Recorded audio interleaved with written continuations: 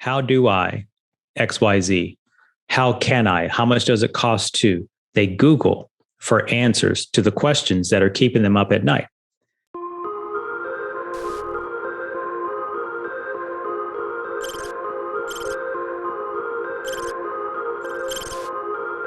Welcome to Summer Farsi Experience. In this show, we'll be covering everything a new entrepreneur needs to know to set up their business and how you can grow and scale your business in the shortest possible time. If you have a question in mind, go to salmanfarsi.co/ask and submit your question. We might answer it in the next episode. Let's begin our today's episode. Today we have with us Darrell Evans. He's the co-founder of Yokel Local Internet Marketing, business growth coach, speaker, and creator of several digital marketing and sales programs. He and his team have helped entrepreneurs and companies to generate over 300 million in revenue online. And he personally started and operated 6 businesses. And today we're going to talk about digital marketing and 4 levels of learning. Let's get started. So, welcome Darrell. Before we start, tell us a bit about yourself. How did you start it?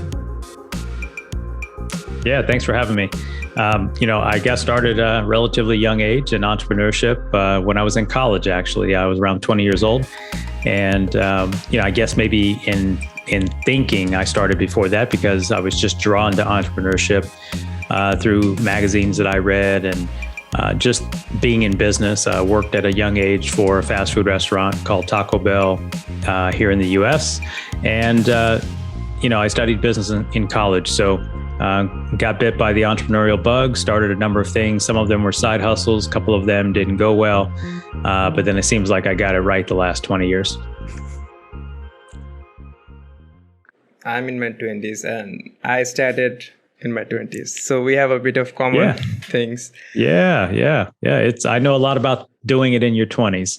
I also had full-time job. I was full-time college student and also had a child at 22. So if we're going to get into the dynamics of balancing all of that, not to say I did it the best, but I know a lot about this idea of entrepreneurship and balancing the rest of your life, right? Because we chase dreams as an entrepreneur, but the world doesn't stop.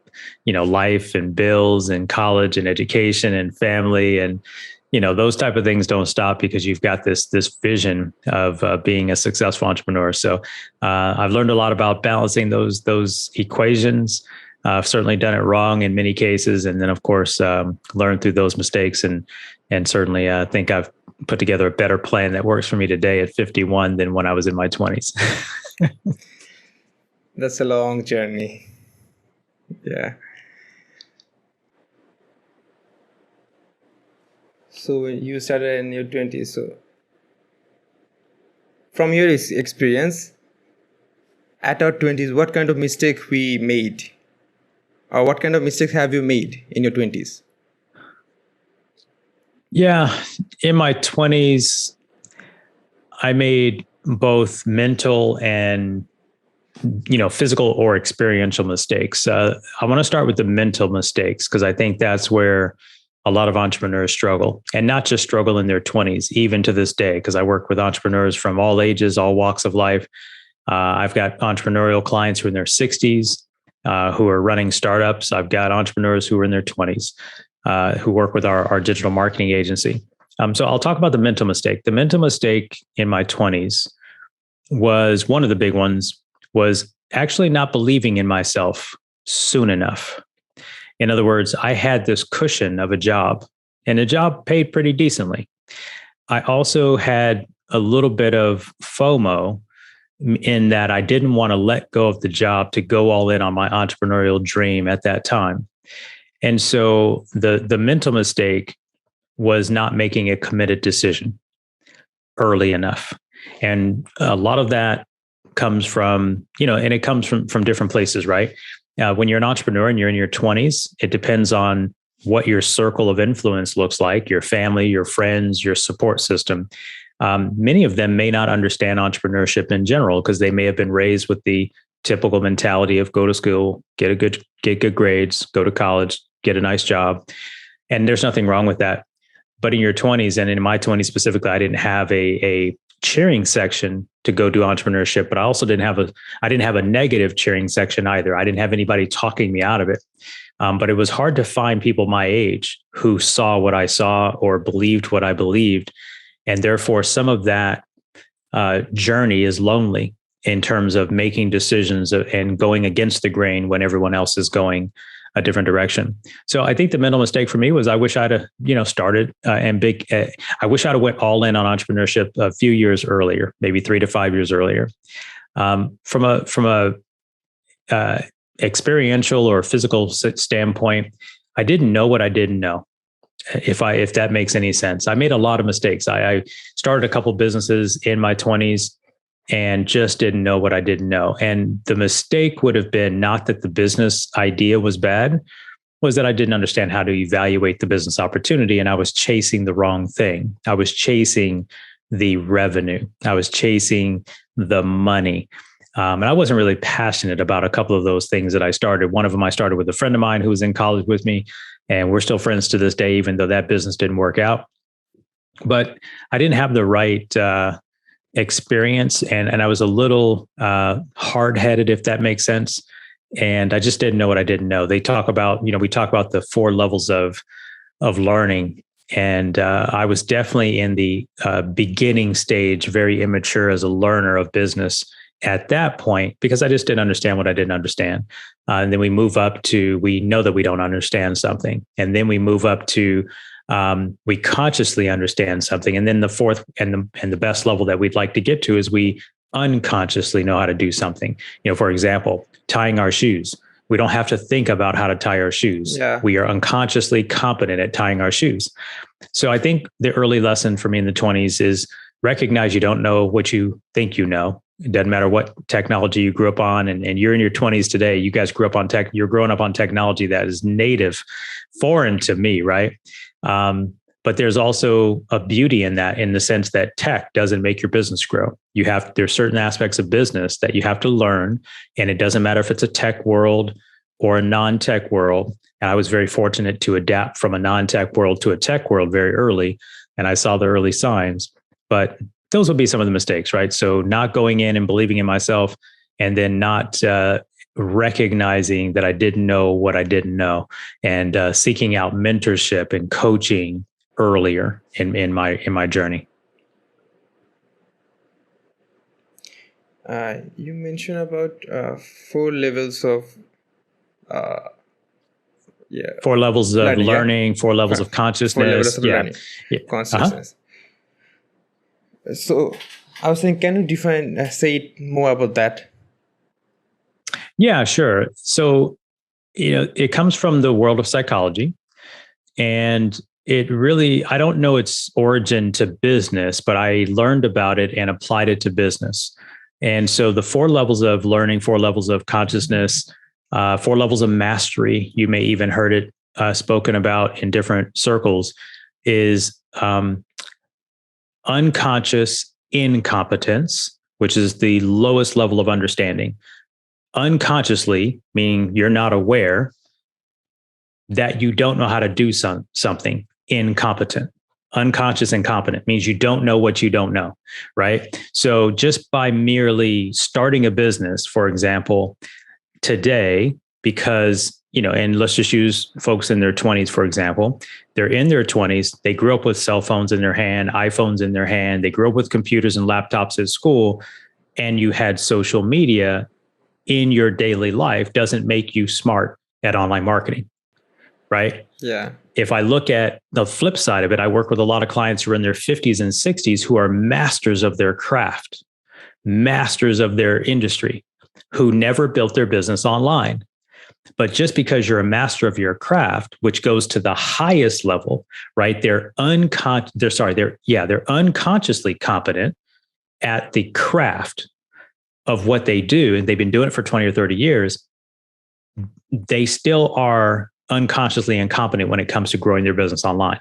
So it's like every one of us goes through these 4 levels, recognizing where you are on those levels. And so I like to use the tying the shoe example, the riding a bike example. I, haven't ridden a bike in probably over a decade, maybe 15 years, a 10-speed bicycle, trail bike. I just don't ride bikes. I exercise in different ways.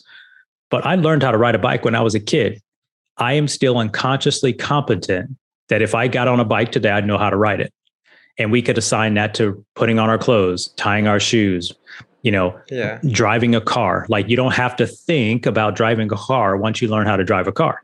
And so this is unconscious competence.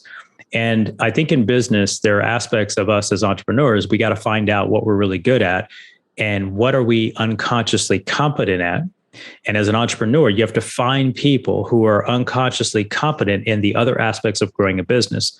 So in my 20s, one of the things that you think you have to do when you're a startup or you're low on capital or you're a solopreneur is that you got to do everything. And it's just not true.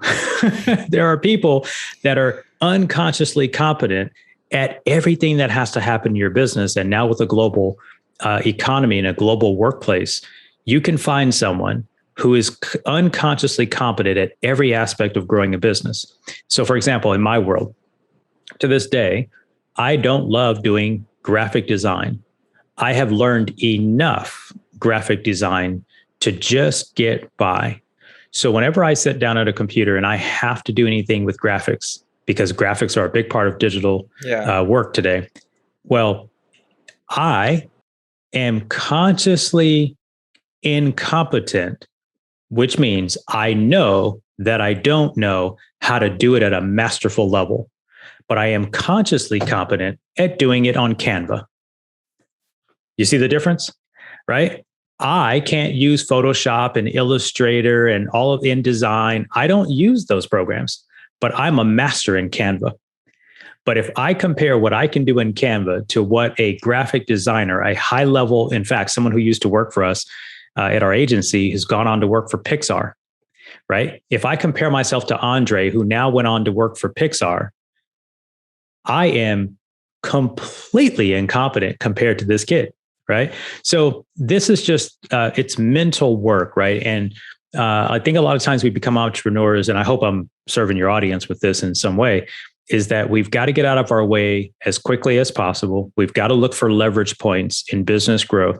You've got to find people who know how to do what you don't know how to do instead of you sitting up all night on YouTube University, right? I value YouTube. I learned how to build my first website on YouTube.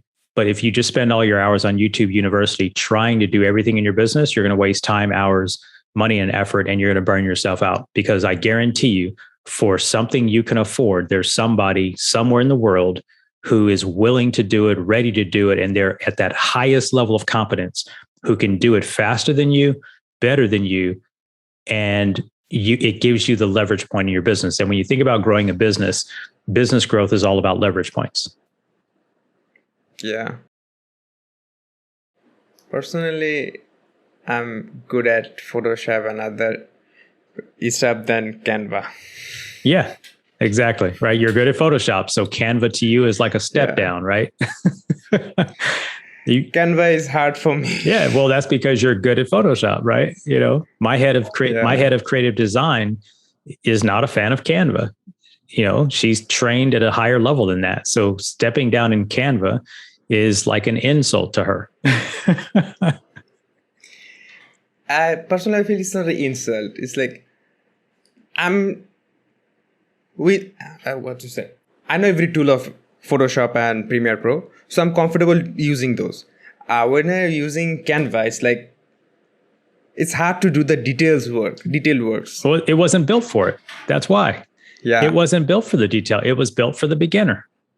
It was built for the guy like me or gal like me who doesn't have access all the time, 100% of the day, to an expert designer and or can't afford an expert designer. I mean, let's be clear. My head of creative design at my agency doesn't charge $12.99 a month. So no, it's not meant to be. It's not even the same platform. It's not meant for the same user, right? Yeah. So yeah, definitely differences.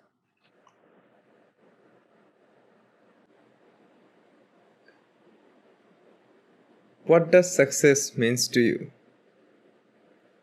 Success for me today means, first of all, making an impact on the people that are on the other side of my life or my business. And first of all, success starts internally first with me, one, being healthy, two, having what I believe is a sound mind, sound body, and making sure I'm at peace with myself every single day. So it starts there. Then becomes this aspect of, I believe in this aspect that success lies in helping other people reach their goals and dreams in the work that I do. Now, that may not work for everybody, but in the work that I do, I get a ton of fulfillment out of seeing my clients, my family, people that I coach, whatever the case is, get a reward for their goal by leading them down a path or being a guide on their path. And so obviously success includes money and material things and those kind of things. But at 51 now, I'm in a different stage of what that meaning is. And for me, I've got a family, I've got children who are grown. I'm now getting grandchildren. And so success means something different now as I look at the next half of my life, right? I'm 51 now. I plan on living till 103. So as I look at this next chapter, it's what can I do that could live long beyond me, right? What could live beyond me? In other words, what could my grandchildren's children know about me and the work that I did and, the way I thought, and how could that serve them in the future, even if they never get a chance to meet me? And so success means balance for me today versus some years of unbalance. And I say to a lot of entrepreneurs that you are going to go through a season of unbalance to achieve a lifestyle of balance. There is no such thing as an entrepreneur who starts a career and has work-life balance. And I tell people all the time, the best thing you can hope for is work-life integration, right? Where they both exist and you're equally happy about both sides, not having tension around the coexistence of your free time and your work time. And so it's a hard thing to balance, but it's really, I like to say work-life integration is really another aspect of success, meaning knowing when and how to turn off the switch of the entrepreneurial grind and how to have that same sort of grind when you're on your personal time. I work out. I spend time meditating. I read tons of books. If you can see behind me, yeah. I spend a lot of time with family. We love to eat. I love to cook. I love to travel. I used to coach football, for hours and hours and hours a week. So it's about work-life integration. And that is probably, to me, it's a measure of success. And, I enjoy my work. I enjoy every aspect of my work, but I also enjoy every aspect of my life. Personally, I also like to travel and cooking. But when I entered the entrepreneurial journey, I just love my work. Yeah. You have to, right? I mean, when you're counting on you, you better love it, right? If you're betting on you, you better love it. You can't bet on you and really not like it. If you are, that means you're just not aligned, right, with your bigger purpose. I've had, some businesses, like I said, where I wasn't aligned. 10 years ago, 11 years ago, I was in a different industry than I am today. And it was an alignment conversation with myself.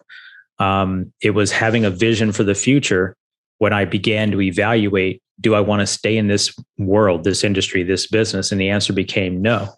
And so that's the other sort of message, is that if you find yourself in a place where you're not in a place of fulfillment, or you haven't reached your goals, or it just feels out of alignment with who you are, then the beauty of your opportunity is you can pivot, right? If you're in a boat in the sea or the ocean and you start going a different direction than you'd hoped to, don't abandon the ship, don't abandon the boat, change the sail, change the direction of the sail. Right? You can get back on track. And that means it means change the business, change the model, change your target audience, change how you're marketing the business, change a team member who's not performing, any of those kinds of things. Ultimately, it could be change industries, right? It could mean start again. And I think a lot of people get caught up with being deemed failures when they change the plan. It's not a failure. It's a change of a plan. It's like a roadblock. It's like a speed bump. Just deal with it and move on. And I've gotten over that because I've changed careers so many times, or I've had multiple opportunities. I think I have entrepreneurial ADD because I just lose interest in things, so I just want to move. But you can only do that if you kind of understand how to start and grow things, right? So I don't know if that's helpful, but hopefully that helps. Absolutely. So let's talk a little bit about digital marketing or online marketing. Okay. So as a B2B business owner, if I want to do, as a B2B new business owner, if I want to do online marketing, so where should I start? Or what should I start with? Yeah. What do you sell? Service or a product? Service. Service. Is it high ticket or low ticket? High ticket. High ticket. Is it recurring or a one-time purchase?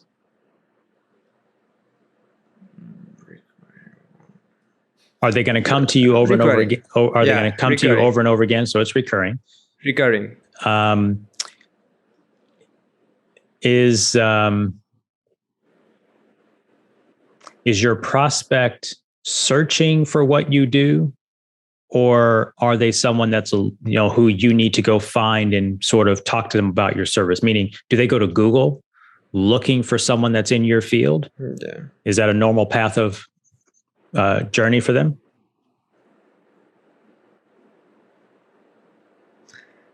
Let's assume no. No? No. Okay. So tell me who your customer is. Who would buy? Who would make the buying decision to hire you?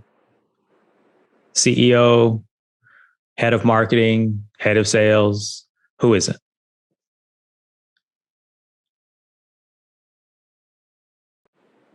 CEOs and head of marketing. Okay. And just for my reference, what is the service being provided?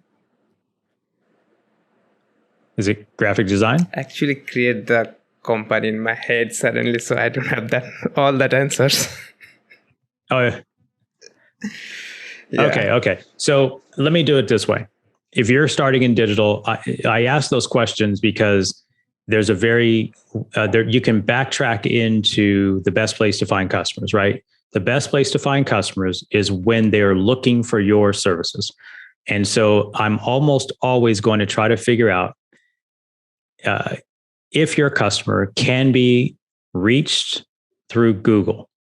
Because when someone has a problem that they want to solve that requires a service and a product for that matter, but I don't want to get into the Amazon and the e-commerce stuff, but you said service, you said B2B. We know something about B2B people. B2B people have a problem that needs to be solved and they make decisions quick. Because if it's a problem that affects their business, they're going to solve it. They're not consumers that have, well, I might want to do it or I might not. Right? If I want to get rid of my glasses because of LASIK surgery, I can see just fine with the glasses. The LASIK eye surgery is not an emergency. So I'm going to go on a different path of travel as a consumer to that business, B2C, than I would if I'm B2B, right? So it comes down to, right? So I'm going to almost always say, and in my agency, we're almost always looking for opportunities to find that customer on Google or Bing through paid advertising, search engine optimization, local SEO if it's a local business, and or YouTube ads if we can do those kinds of opportunities, display ads in the Google network.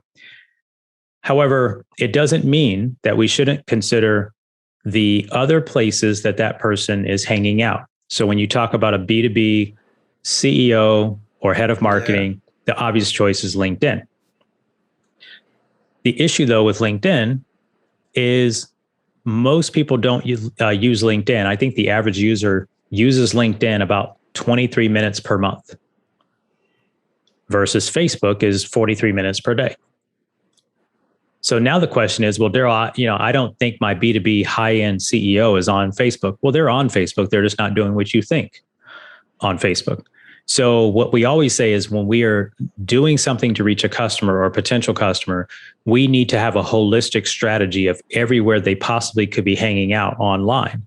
So if we think that Google is the path of travel to solve the problem or to start looking for a provider of service, but we also know they have a LinkedIn account, we also know they have a Facebook account, then we should have a holistic strategy to say 80% or so of our budget should probably be on Google and Bing. 20% of our budget should probably be secondary on Facebook and LinkedIn so that we have coverage to reach the eyeball of our intended customer.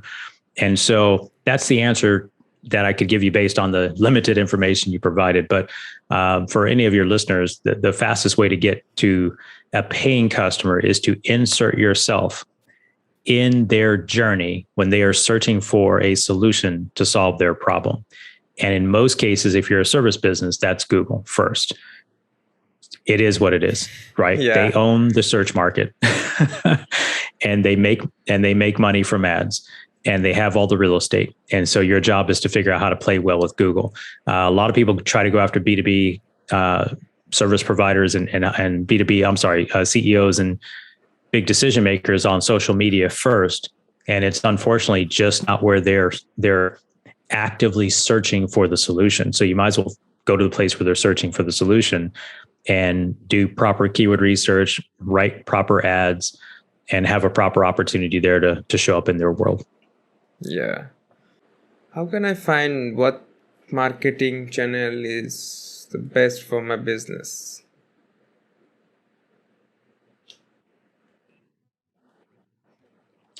Again, probably similar to what I just said. The channel is secondary though, right? So you have to insert yourself into the buyer's shoes and pretend that you are them at 11 o'clock at night. So if you are your ideal customer at 11 o'clock at night, I don't know about you, but 11 o'clock at night in my time zone, I'm asleep, right? So let's pretend that 11 o'clock at night, whatever 11 o'clock at night is, where your prospect is sleeping time, typically. But if it's 11 o'clock at night and they're not asleep and they'd like to be asleep, but something's bothering them about your solution that you could solve for them, where are they likely to go? Are they likely to go to Facebook or Instagram and make a post, or LinkedIn and make a post? Hey, do you know somebody who could do XYZ to solve my problem at 11 o'clock at night? Are they likely to do that? No. Where are they likely to go? To Google. How do I XYZ? How can I? How much does it cost to? They Google for answers to the questions that are keeping them up at night. So the channel is second, as long as you understand what's going on in the mind of your customer. So a lot of the work of good marketing starts by really deeply understanding the problems, the pains, the concerns that your customer, ideal customer, will have that will lead them on the journey to solving their problem. And your job is to figure out how to show up in that world. And that is almost always, at least in my 11 years experience, it's Google. When I first started marketing online in 2004, 2005, I was in the mortgage industry and real estate industry. Where would people go if they had questions about how much they could afford in terms of buying a home? They would go to Google and look for a mortgage calculator. Because in their mind, I have this much money to put down. I make this much money in my job. How much house can I afford? Well, guess what? I could have answered that question, but 11 o'clock at night, my office was closed. My office is closed. Yeah. Right. So they Googled, and mortgage calculator was one of the top ranking and top searched phrases in the history of the mortgage industry. So if I want to get in front of that customer who has a problem at 11 o'clock at night, my job would be to figure out how to get a mortgage calculator on my website, A. B, figure out how to get in front of that traffic. And of course, for me, it was a local business. So I needed to make sure that I showed up locally, which led me to local SEO. And now when they fill out that calculator on my webpage, they also have a form to start the pre-qualification process. They also have a way to call me the next day. So that's really how you think about the channel. But again, I also want to say this though, and that is you can't win it all on one channel because your customer lives in multiple places. And just because they ran a search for how much house can they afford or how much of a payment can they afford doesn't mean they're ready to buy today. And that's where people make a mistake in marketing. So just because they may have landed on my mortgage calculator doesn't mean they're ready to buy today. It doesn't mean they're ready to qualify for a home loan today. They could be thinking, oh, I'm planning on buying a house next year. Let me just see what's going on. So that means you have to have a more holistic lead generation strategy. You have to have a more holistic customer or prospect nurturing strategy. You have to, there's just a lot more to it. And so now channel, to your earlier question, it may have started on search, but now they fill out a form on my website and now the channel is email, you see? And a lot of people just don't think email matters. Right. Yeah. So, and now it's social because today, fast forward 15 years from the time when I used that example, it's social media and it's all sorts of things. YouTube, by the way, I started my YouTube channel in 2007 to deal with this very issue. Right. I was a very successful mortgage lender.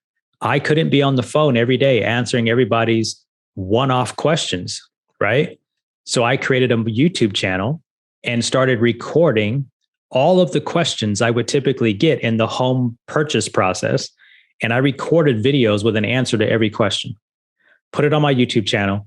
So whenever I wasn't available, I would have my team send them my YouTube channel and the person would sit there and listen to me answer all the questions that were already in their mind.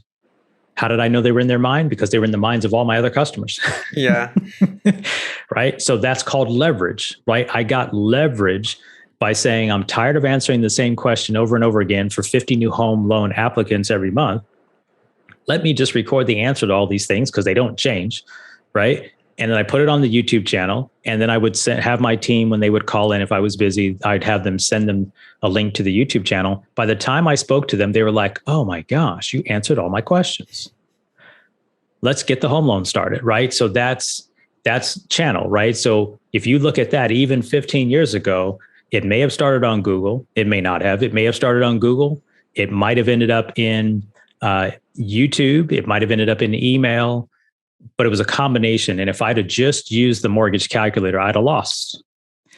So holistically, you have to really understand what your buyer is going through and create marketing material and solutions and understand the cadence, right? Understand the cadence. At what pace might they want this information? And for me in the mortgage industry, for example, I knew that someone could be ready to buy a home today, but I also knew it could be a couple of years before somebody wanted to buy a home. And I had to understand how to communicate and nurture the relationship over that time period if I wanted to earn the business. And so every business has a cycle, what I call a life cycle, where this prospect is going to go from, I'm interested in doing this thing, to I'm taking a step closer to do the thing, to buying the thing, right? Whatever the thing is, you have to understand that immensely. And if you understand it, you will outperform most of your competition in marketing because most marketing out there is just trying to get the sale. They're just trying to get the sale. And the reality is only 15% of everybody who inquires is interested in buying today. And everybody leaves the 85% behind. My team focuses on the 85%. We'll take the 15% that's ready today.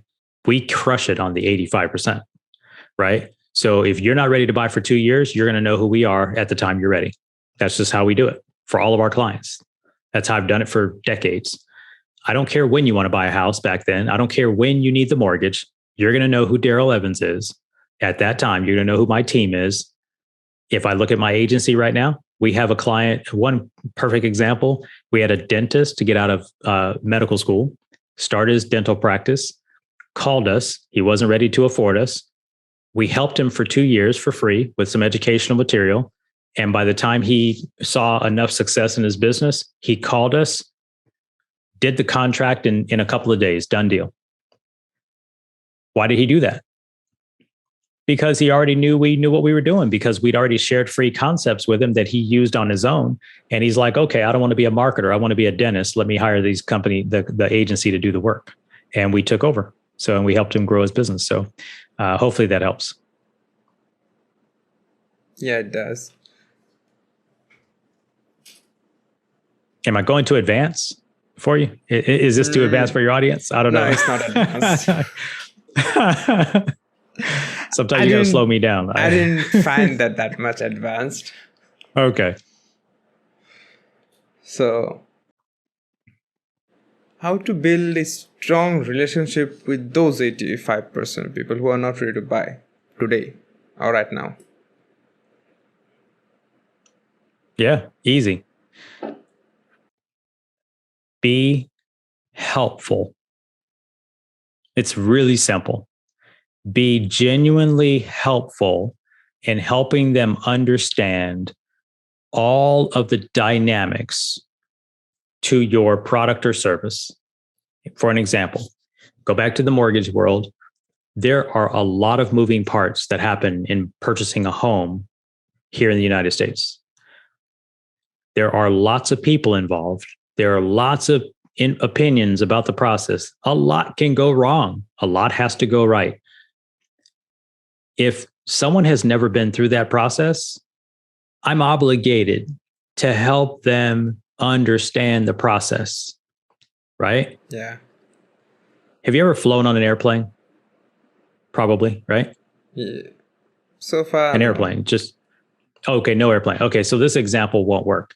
The point that I would make is, as a uniquely qualified expert in the space at that time of mortgage lending, I know the pitfalls. I know the things that are going to go wrong. I know the things that can be stressful. I know all of the stuff. If they're not ready to buy today, my job and what I did was I educated those people who were not ready to buy today on all the little things to avoid, all the little pitfalls. I provided tips. Now, how did I do that? How did I do that if I'm getting 25 to 50 leads a month? I did it through email. Once a week, they would get an email from me that gave them one piece of information about a tip, an idea, a strategy. Maybe it had to do with their credit score. Maybe it had to do with, arranging their financing, down payments, whatever it was. I just provided a helpful tip for 12 months, once a week for 12 months.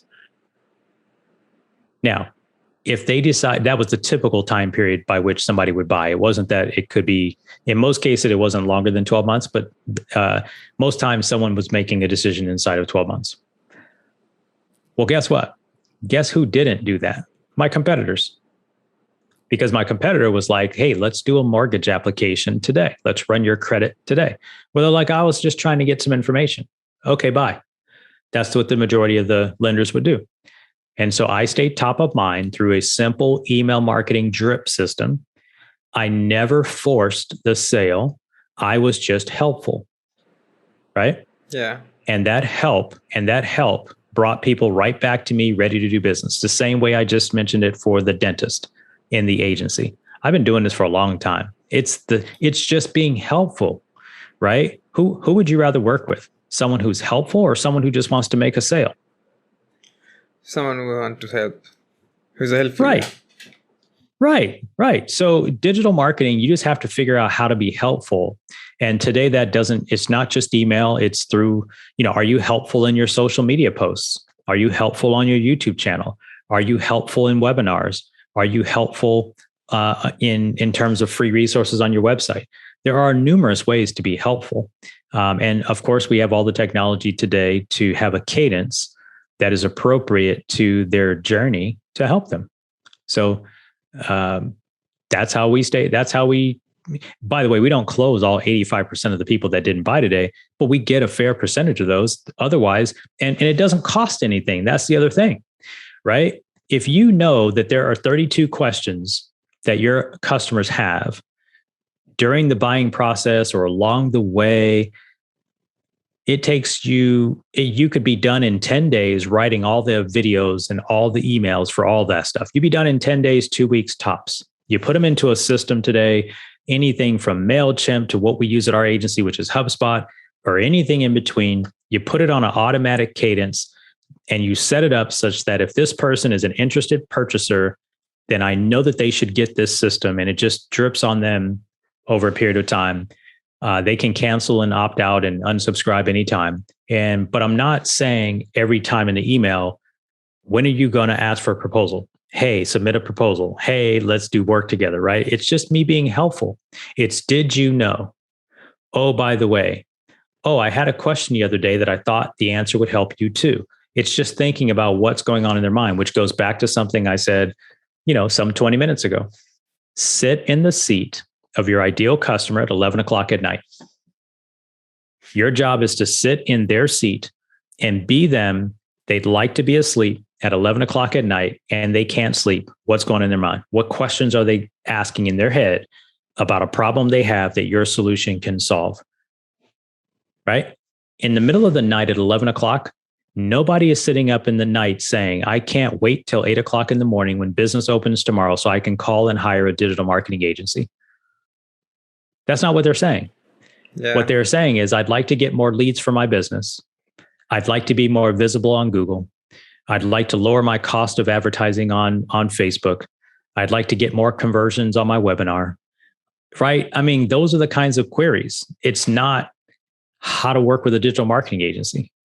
Right? So when they find that content that we've created that's helpful, then they're like, oh, who is this company that just talked to me about how to lower my ad cost? And because I'm making these 3 mistakes in my ads, oh, maybe I'll reach out to them and see if they can help me. Right? Yeah. That's it. Anyway, I got to get ready to run. What's the last couple? You got another question or two? Yeah. That was a great answer. So bring add value first. 100%. So what would be your advice for the people who have just started their business?